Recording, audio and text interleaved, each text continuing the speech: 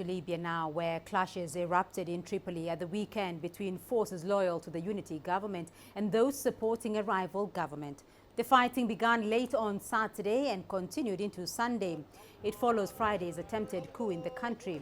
Militia seized key government buildings in Tripoli on Friday and declared the UN-backed government null and void. Earlier reports indicated the unity government had fled to Tunis, but we understand it remains in Tripoli for now.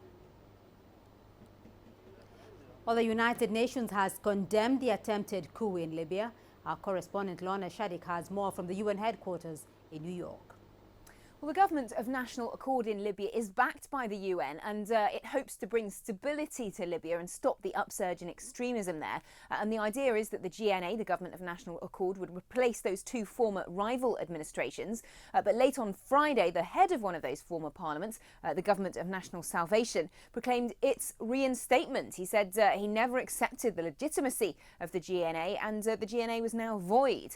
Well, the UN's envoy to Libya, Martin Kobler, issued a very strongly worded statement in reaction to that, expressing his strong support for the unity government, the GNA, and condemning that attempt to seize the headquarters of the High Council of State. He said that actions like that would just generate more insecurity and they must end for the sake of the Libyan people. So strong words from the UN envoy. But the GNA also said that this coup was an effort to sabotage that political agreement that the UN did manage to broker last December. And on Saturday, it posted images on social media of its presidential council and ministers holding a meeting in the main offices of Parliament elsewhere in Tripoli. Now, here in the US, the State Department's also weighed in, saying Washington is concerned by these developments and urging restraint from all parties. And Mark Toner, the deputy spokesperson, has said that the government buildings in Tripoli should be returned to the control of the government of national accord. But observers do say that really any challenge to the GNA's authority in Tripoli is going to pose a big risk for the UN's plans for Libya's unity government to try and stabilise the country. But there's just no government-backed police or army units in the capital, so that means these powerful militias can very easily try to play the kingmaker between these two rival power factions. Lorna Shaddick, CCTV, New York. Well, let's cross over to Mimi Shahanman. She's in New York for us for some reaction from the United Nations. Mimi, in the wake of the failed power grab, is the UN likely to change its strategy of bringing peace in Libya? What options remain available? Options are extremely limited right now, given the current political climate, and it doesn't seem likely that the UN is going to change its strategy.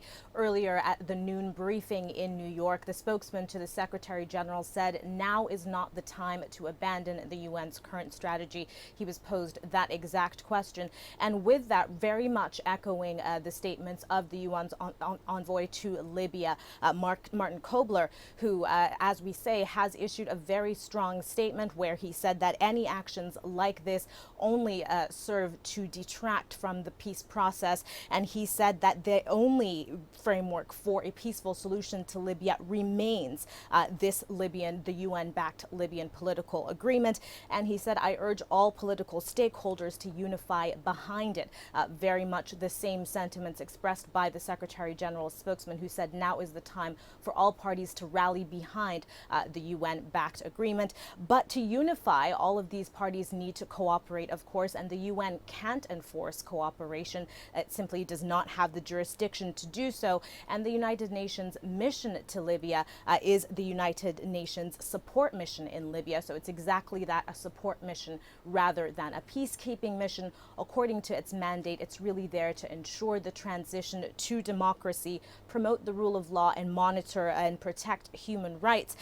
But as with all UN missions, its role is very much limited and really boils down to the success of negotiations to create the grounds for further talks there. Back to you. So with those latest developments, though, is the UN-brokered government of national accord still the legitimate political vehicle in Libya, or are parallel centers of power becoming a major concern, particularly for the international community? Well, it is in the sense that it's the one that is recognized by the international community and the United Nations. The UN, of course, denounced the attempted power grab as being a destabilizing move for peace, security, and just day-to-day stability for Libyan people, whether that's in terms of healthcare or even the educational system. And as we say, Washington has also expressed its concern there, very much saying that this situation needs to be returned back to the control of the GNA. But this shows very much that the GNA, legitimate or not, is fragile. With no government-backed police, there very much leaves space for powerful militias to sweep into these cracks. And really, that is very much going to be a concern. Parallel centers of power cropping up.